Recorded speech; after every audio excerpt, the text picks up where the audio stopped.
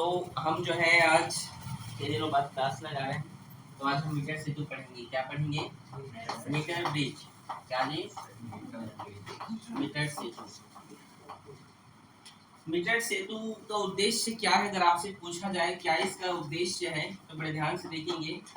Metre सेतु का उद्देश्य है अज्ञात तार का प्रतिरोध ज्ञात करना। किसका? अज्ञात तार का,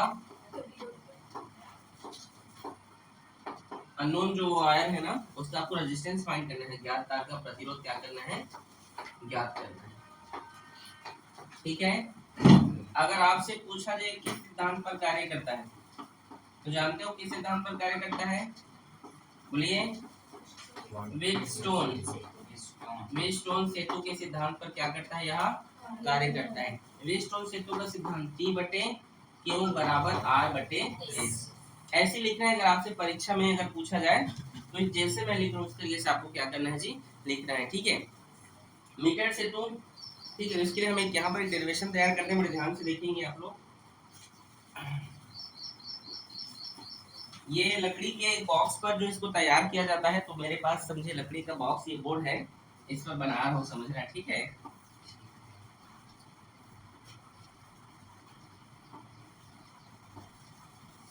देखिए बीच का जो होता है ना, एक थोड़ा बड़ा होता है। ठीक है।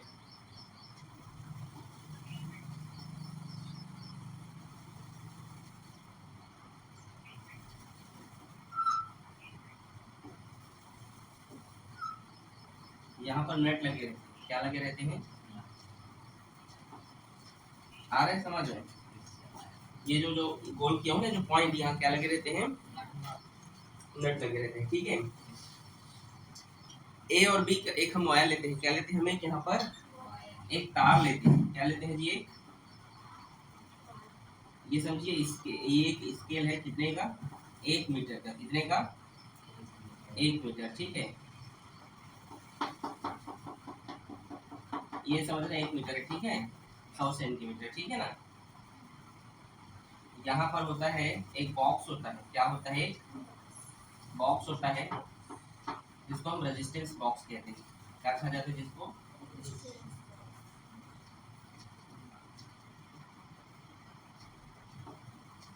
ये रेजिस्टेंस बॉक्स है। ठीक है। एक अच्छे से कर दे रहा हूँ।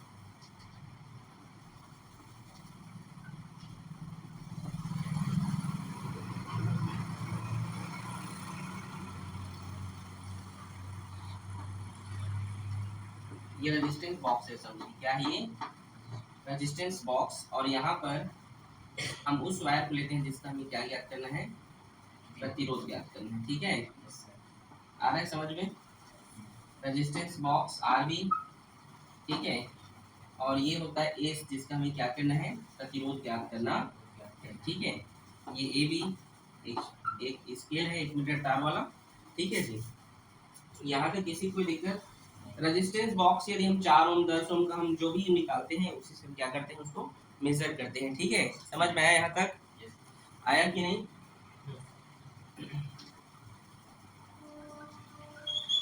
यहाँ पर हम एक गैल्वेनोमीटर लेते हैं। क्या लेते हैं? ठीक है। और इसी की सहायता से हम क्या करते हैं? ठीक है, इसको मेजर करते हैं। क्या होता है? या ये जो जॉकी है, ठीक, ये क्या, ये जॉकी है, वायर टाइप होता है, नुकीला। उसका जो सिरा होता है क्या होता है?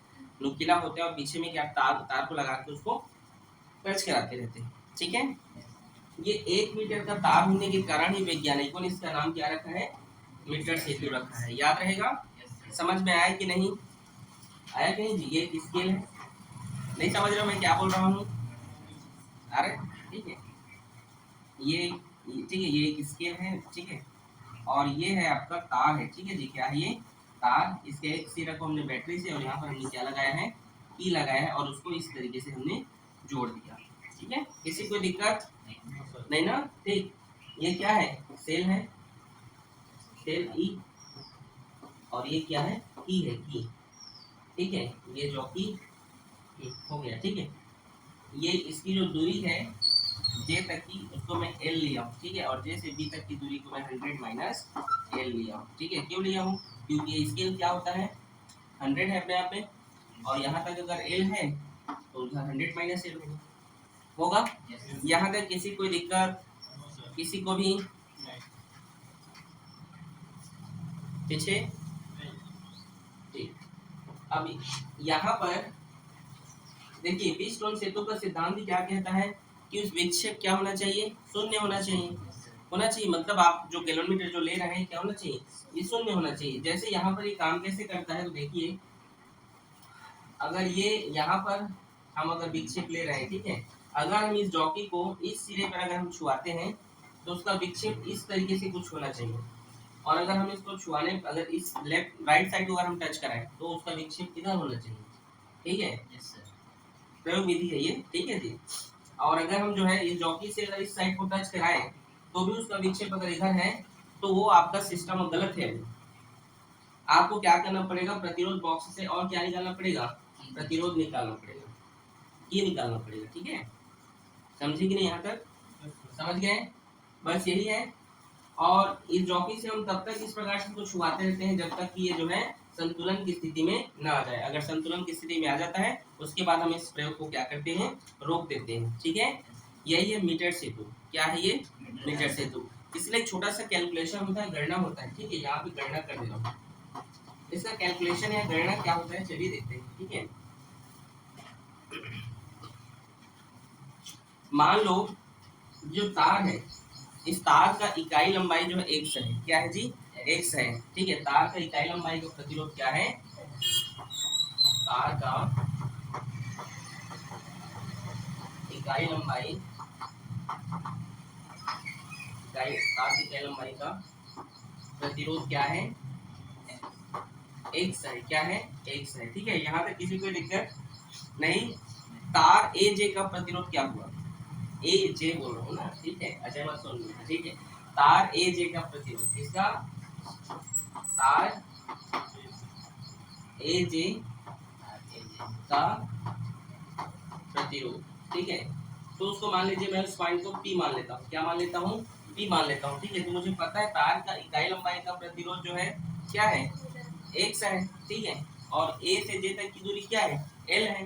तो इसको मैं क्या लिख सकता हूँ, L इंटू एक्स लिख सकता हूँ, क्या लिख सकता हूँ, L इंटू एक्स। यहाँ तक कोई दिक्कत? तार BG का प्रतिरोध, तार BG नहीं सॉरी BJ, ठीक है, BJ का प्रतिरोध, इसको मैंने Q माना, क्या माना, इसको मैंने Q माना, ठीक है। तो क्या होगा, ये L था तो क्या होगा 100 माइनस एल और इंटू एक्स। यहाँ तक किसी कोई दिक्कत, किसी को भी यहाँ तक समझ में आएगी, पहले बताइए। अच्छा प्लीज, व्हीटस्टोन सेतु का सिद्धांत क्या है, P by Q equals to R by S, ठीक है। अब P और Q का मान गिवन है कि नहीं। और हम जानते हैं S मतलब क्या होता है, अज्ञात तार होता है। R तो हम ऐसे ही निकाल सकते हैं, जो हम P निकालते जाएंगे और हमें पता चलते जाएगा वो, ठीक है, वो प्रतिरोध है, ठीक है। आ रही नहीं समझ में, यहाँ तक आप लोग को आया जी। तो चलिए देखते हैं, P का मान क्या है, L इंटू एक्स, Q का मान क्या है 100 माइनस एल, और ये x का x, और यहाँ पर क्या है R अपॉन एस, ठीक है। इतने यहाँ तक किसको कुछ समझ में नहीं है बताइए, आया कि नहीं। यहाँ देखिए x और x कैंसिल हो जाएगा कि नहीं, हो जाएगा, होगा कि नहीं, बोलो जी। ये s इसमें है, इधर बराबर इधर जाएगा तो s बराबर ये l, ये x कट गया, ये l गुणा में इधर आएगा तो भाग में, और ये सभी r के साथ देखिए r equals to r into 100 minus L और ये l, ये क्या है वेस्ट मीटर सेतु का एक छोटा सा कैलकुलेशन है। समझ में आया कि नहीं, नहीं आया क्या, आया आपको, ठीक है। यहाँ पर देखिए ये s क्या था, अज्ञात, एक मिनट इधर देखिए, s क्या था, अज्ञात तार था। l आप उसको लेंथ फाइंड कर सकते हैं उसका, r भी आप उसका रेजिस्टेंस बॉक्स से फाइंड कर सकते हैं, ठीक है। बाकी आपको फिर वैल्यू मिल गया। इस तरीके से अज्ञात तार का प्रतिरोध ज्ञात किया जाता है। इजी है, नोट करो इसको। अच्छा, यहाँ पर दो सावधानी भी अगर आपको पेपर में पूछता है तो आप क्या बोल सकते हैं। पहली सावधानी, यहाँ पर जो नट लगे हुए हैं ना, ये अच्छी तरीके से कसे होने चाहिए लकड़ी में। पहले इधर सुन लीजिए, लिखने का मौका दिया जाएगा, आप लोग समझते नहीं हैं। प्यार से तुम लोगों को बात करता हूँ, समझ में नहीं आता, डांट ही खाना रहता है क्या। यहाँ पर ये लकड़ी में लगे हुए रहते हैं और ये जो है इसके नट कसे होने चाहिए अच्छी तरीके से। दूसरा यहाँ पर सावधानी ये भी है कि जो जॉकी है, ये जो जॉकी है, इसको इस स्केल से रगड़ना नहीं तुम। अगर रगड़ोगे तो फ्रिक्शन उत्पन्न हो जाएगा, घर्षण हो जाएगा वहां पे, ठीक है, जैसे आपको सही वैल्यू फाइंड नहीं हो पाएगा और फ्रिक्शन होगा तो फिर इलेक्ट्रिसिटी भी या कुछ भी उसमें बाधा उत्पन्न हो जाएगा, कुछ अलग सा।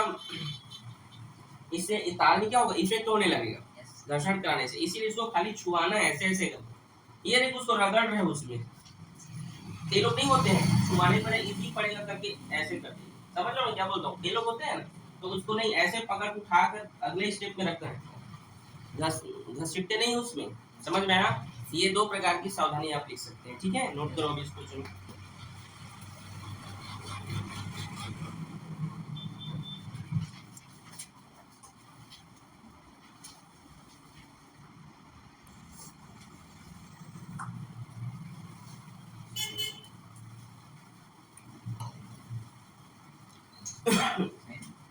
देखिए यहाँ पर एक और टॉपिक था, है विशिष्ट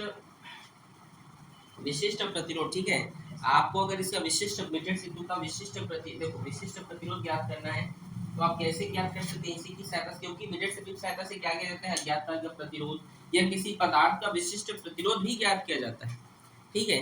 तो उसके लिए यहाँ पर एक फॉर्मूला होता है, रो इक्वल्स टू, यहाँ पर जो प्रतिरोध क्या है, अज्ञात प्रतिरोध क्या है, एस, ठीक है, उसको लिखते हैं एस इंटू ए अपॉन एल। क्या है इसके लिए फॉर्मूला है, आगे हम देखते हैं। एस और यहाँ पर जो ए होता है, क्या है ए, तो ये क्या है, अनुप्रस्थ काट का क्षेत्रफल, ठीक है। और क्या है वो, यदि कोई तार क्या होता है, बेलन के आकार का होता है, और बेलन का क्षेत्रफल या उसका वक्र पृष्ठ, नहीं, पाई आर स्क्वायर किसका फॉर्मूला होता है, उसके अनुप्रस्थ काट का, ठीक है। आज अगर वो जो है तार का क्या है, तार का ये अनुप्रस्थ काट है पाई आर स्क्वायर अपॉन एल, समझे कि नहीं, ठीक है। देखो बेलन का जो वक्र पृष्ठ तुम लोग बोल रहे हो, बेलन का आयतन क्या होता है, पाई आर स्क्वायर एच होता है ना, और उसका आधार क्या होता है, अगर हम माध्यम तो पाई आर स्क्वायर, ठीक है। आप लोग थोड़ा फॉर्मूला याद कीजिए, ठीक है। और तार किस शेप का होता है, ठीक है, तो ये तार की या लंबाई समझो पाई आर स्क्वायर, ठीक है, ओके। बस और कुछ नहीं है इसमें, ठीक है। विभव मापी हम देखेंगे, ठीक है, कल देखेंगे उसको, ठीक है।